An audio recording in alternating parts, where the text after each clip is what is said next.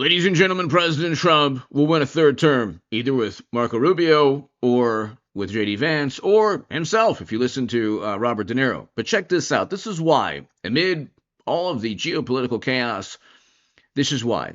I just gave you a statement a few minutes ago about, when the president speaks, you should take him seriously. Suffice it to say, Cuba is a disaster. It's run by incompetent, senile men, and in some cases, not senile, but incompetent nonetheless. It has no economy. It's in total collapse. And by the way, they were, all the guards that helped protect Maduro, this is well known, their whole spy agency, all that were full of Cubans.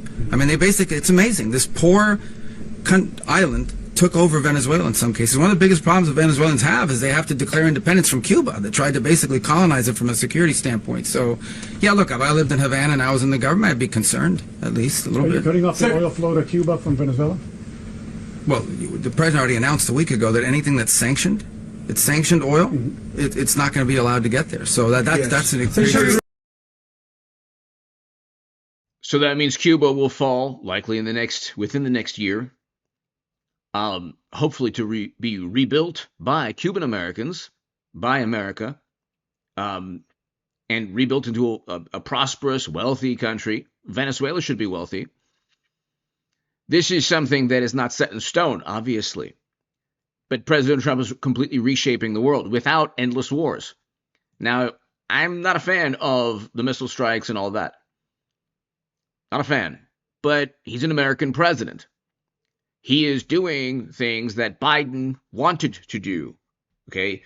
This is the way Democrats work. They straddle the fence. They say, well, we offer $25 million. And then they straddle the fence. Well, Biden will not wait forever.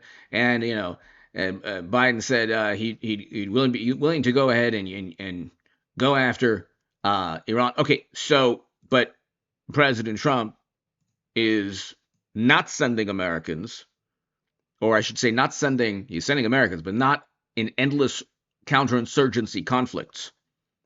He's doing basically what Biden wanted to do, but he's doing it with short, strategic, non-endless wars. That's the issue.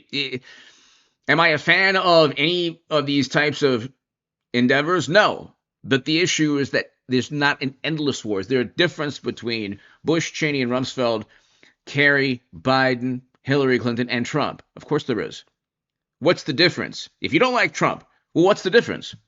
Well, anyone, if you love Trump, if you don't like Trump, well, what's the difference? The difference is that the endless war people now pretend to be anti-war when Trump is actually anti-war and just an American president. He's not a pacifist. He's not a pacifist. So he's reshaping the globe without endless counterinsurgency guerrilla warfare. Half to two-thirds of all the Americans killed and wounded in Iraq and Afghanistan, that's one estimate, were the victim of IED blasts, patrolling cities and neighborhoods and countries and occupying countries. Trump doesn't want to do that. He will not do that. And God bless the men and women of the U.S. military and armed forces and their families and the veterans of this country. But I ask everybody, is there a difference between President Trump and Bush, Cheney, and Rumsfeld? There is. It's a huge difference. That's a rhetorical question. So anyone talking, about Trump, well, it's like, yeah, you know what? You vote for the same people that sent Americans to never-ending military conflict. So don't pretend that you're so anti-war going after Trump, who's not a pacifist. Yes, he's reshaping the globe. We can see what Marco Rubio just said pertaining to Venezuela and Cuba. Iran was also in the mix with Venezuela and Cuba. Anyway, hit subscribe to this channel right now. God bless every American soldier and their family. Thank you.